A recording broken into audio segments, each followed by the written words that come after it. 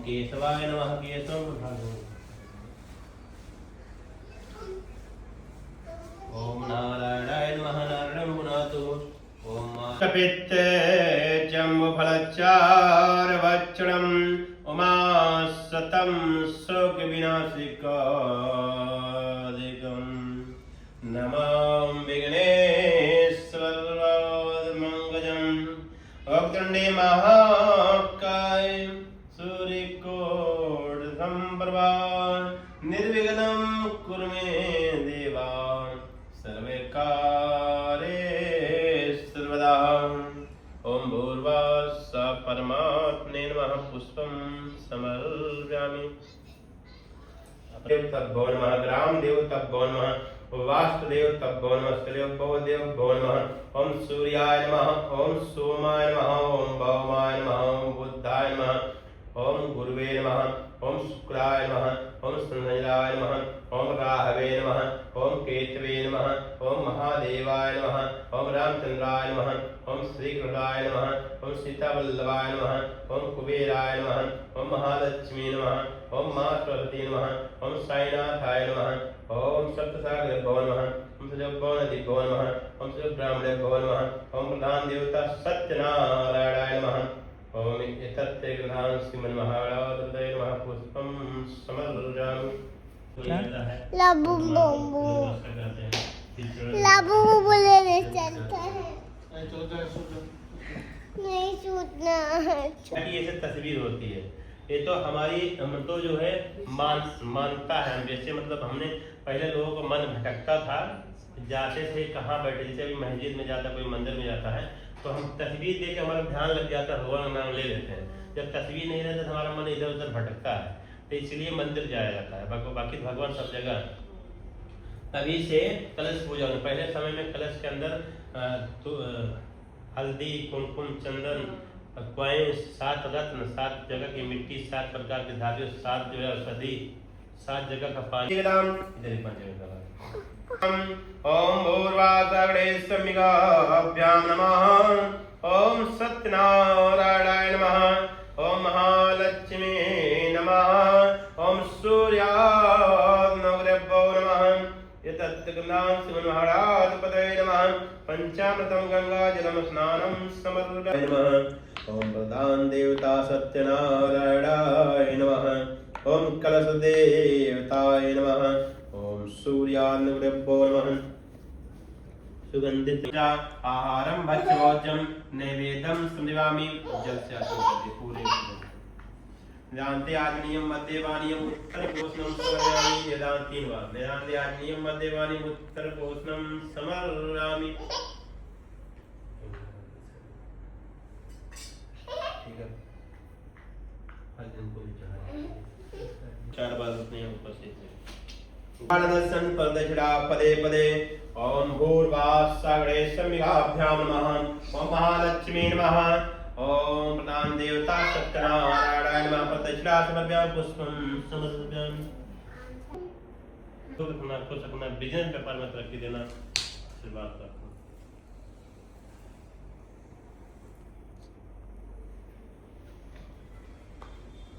राहुल प्रार्थना करेंगे कि हमारे घर में किसी भी व्यक्ति की कुंडली में किसी प्रकार कोई दोष है, कोई किसी प्रकार का कोई ग्रह अगर नाराज है, तो सभी ग्रहों से प्रार्थना है कि शांति बनाए रखिएगा, आशीर्वाद देना, सभी को सुखी रखना, स्वस्थ रखना।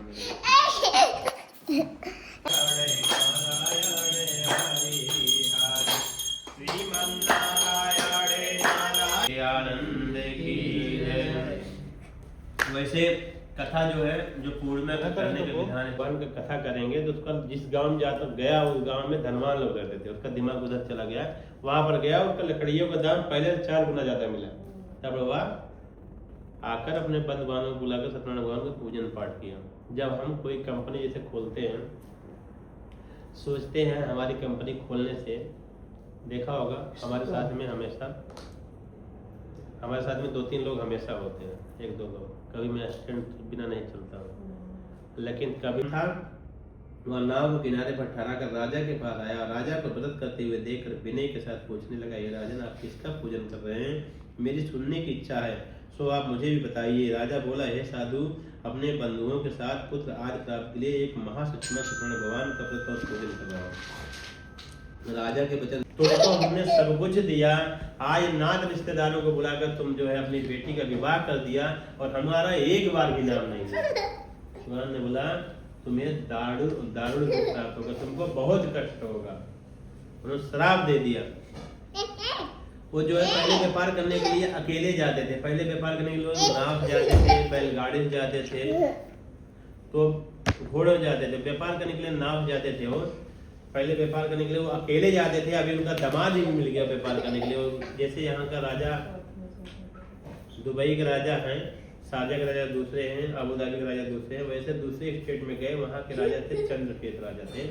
वहाँ पर व्यापार करने लगे। रात हो गई थी तो उन्होंने अपनी नाव को नदी के किनारे ठहरा कर चंद्रकेत के राज्य में तो धन को कहाँ रख दिया, जहाँ उनकी नाव ठहरी हुई थी, और नाव में जाकर धन को रख दिया। और राजा के सैनिकों ने जब पीछा किया तो उनके धन को कहाँ रखा पाया, नाव में रखा पाया। तो इन्हीं दोनों को, दामाद और ससुर को, दोनों को पकड़ के ले गए राजा के सामने। बोला कि हम दो बड़ी पुत्रों को, दो मतलब चोर हम पकड़ के लेकर आए, इनको दंड दिया जाए। राजा को काफी क्रोध आया, उन्होंने बोला इनका धन छीन लिया जाए, इनको कठिन कारावास में डाल दिया जाए। पहले समय में देखा होगा, मूवी भी देखा होगा, बहुत सारे पहले छुरी कोई और मारता था और निकालने बाद सबको लास्ट में प्रसाद मिला, चूड़ा मिर्च मिला, उसके बाद जो है प्रसाद मिला, प्रसाद ग्रहण किया, घर आई, माता बहुत डांटने लगी। बेटी का नाम कलावती था, माता का नाम लीलावती था। लीलावती डांटने लगी बहुत जोर जोर से, बोली तू कहाँ थी, रात हो गई अभी तक तेरा खबर नहीं है, तू कहाँ थी। तो उसने बोला माँ हम किसी के यहाँ गई थी, पड़ोसी के यहाँ, उनके यहाँ सत्यनारायण भगवान कथा हो रही थी, हमने कथा सुना और वहीं पर हमने भोजन भी कर लिया, वहीं प्रसाद ग्रहण किया, वहीं से आ रही हूँ। तो बोला तुम्हारे पिताजी भी सत्यनारायण भगवान के व्रत और पूजन करने का संकल्प लिया था, लेकिन आज तक पूरा नहीं किया। शायद भगवान इसलिए दुख दे रहे हैं। भगवान के सामने खड़े होकर प्रार्थना की, भगवान हमारे द्वारा, हमारे घर के सदस्यों द्वारा, हमारे पति द्वारा, हमारे दिमाग द्वारा, हमारे बच्चों द्वारा जो भी जाने अनजाने में गलती हो गई इसको क्षमा करें। और वहीं उन्होंने सबको बुलाकर सत्यनारायण भगवान का पूजन पाठ किया, भगवान से प्रार्थना की हमारे पति धरती के किसी कोने में हैं तो कृपा करके वो घर आ जाए और हमारे घर में जो भी समस्या है दूर हो जाए, हम फिर से सत्यनारायण भगवान का पूजा पाठ करेंगे। तो भगवान ने सब कुछ ठीक कर दिया।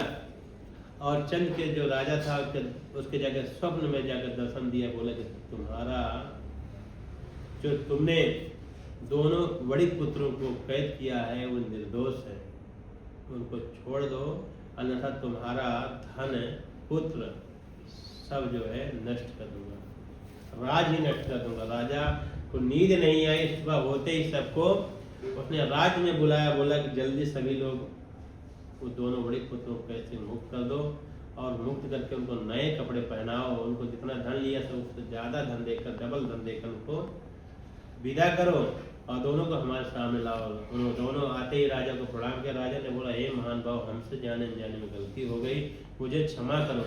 फिर वहीं पर जो है साधु नाम जो बैठ था वो और उसका दामाद दोनों भगवान का मंगलाचार किया, आरती किया।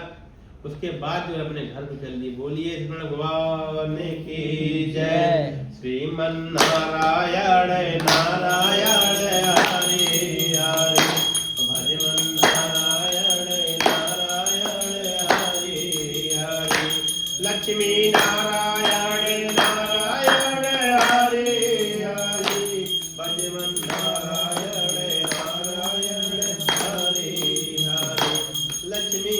ब्रह्मा आदि देवता को जान नहीं पाए, हम कैसे जान सकते हैं, हमको क्षमा करो मैं अज्ञानी हूँ।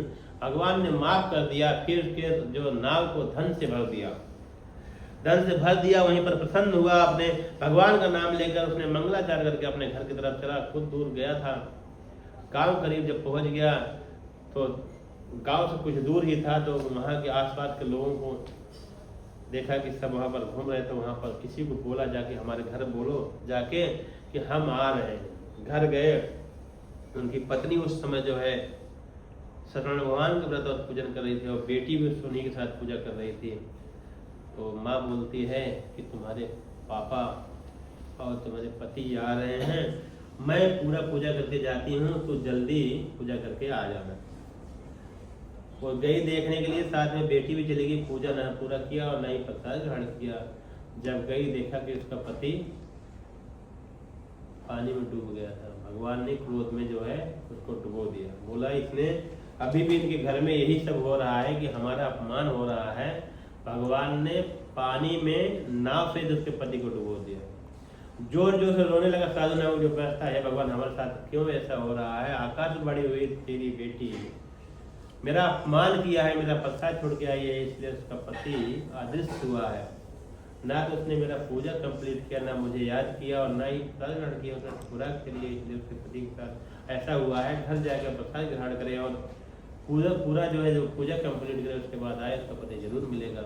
उसने कई घर को प्रसाद ग्रहण किया, आई दोबारा देखा तो उसका पति जैसे पहले था वैसे प्राप्त किया। फिर उन्होंने सबको बंद बांधवों को बुलाकर भगवान का पूजन पाठ किया।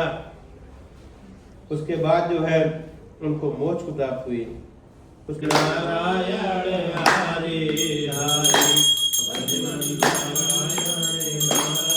हरे हरे श्रीमन नारायण नारायण हरे हरे भजन नारायण नारायण हरे हरे भजन नारायण नारायण हरे हरे श्रीमन नारायण नारायण हरे हरे लक्ष्मी नारायण नारायण हरे हरे।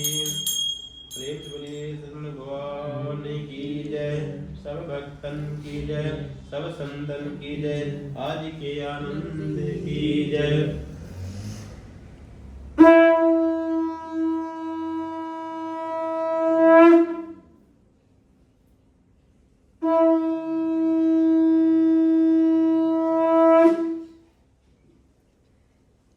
पहले जैसा हो गया, फिर लंबे समय तक सुख होकर मरने पर स्वर्गलोक को चला गया।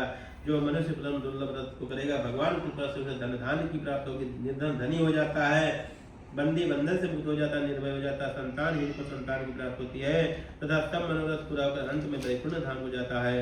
जिन्होंने पहले से व्रत किया है उनके दूसरे जन्म की कथा भी कहता हूँ। वृद्ध सदानंद ब्राह्मण ने सुदामा का जन्म लेकर मोक्ष को प्राप्त किया। उनका मुख नाम दिया, राजा दशरथ बने, वैकुंठ को प्राप्त हुए। साधु नामक वैष्णव ने बहुत अधिक अपने खुद को आरक्षित मोक्ष प्राप्त किया। महाराजा तुंगध्वज मनु बने, भगवान में भक्ति युक्त होकर कर्म कर मोक्ष को प्राप्त। बोलिए सतगुरु भगवान की जय। श्रीमन नारायण नारायण हरि हरि भजमन नारायण नारायण हरि हरि लक्ष्मी नारायण नारायण हरि हरि लक्ष्मी नारायण नारायण हरि हरि। देख बोलिए सतगुरु भगवान की जय, सब भक्तन की जय, सब संतन की जय, आज के आनंद की जय।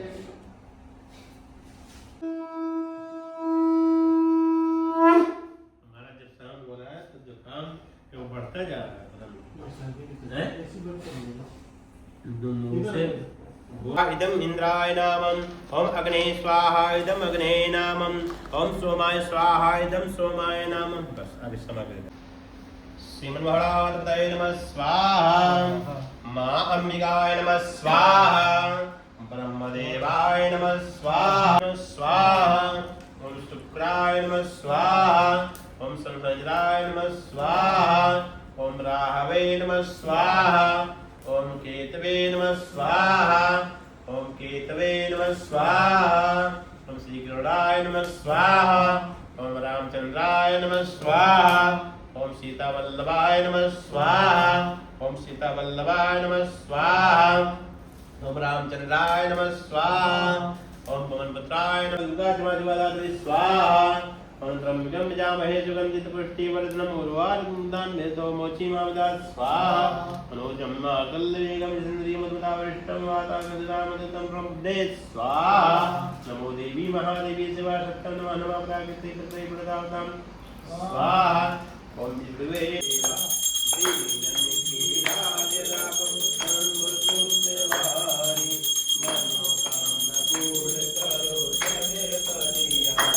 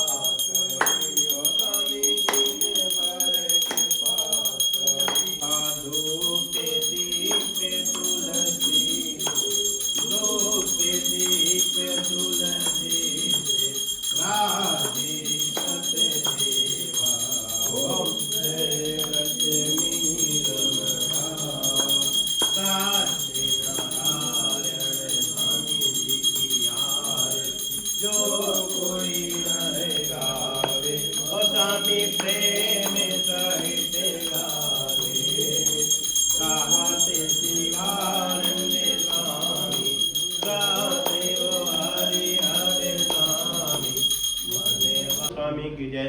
एक बार प्रेम बोलिए हर हर हर महादेव।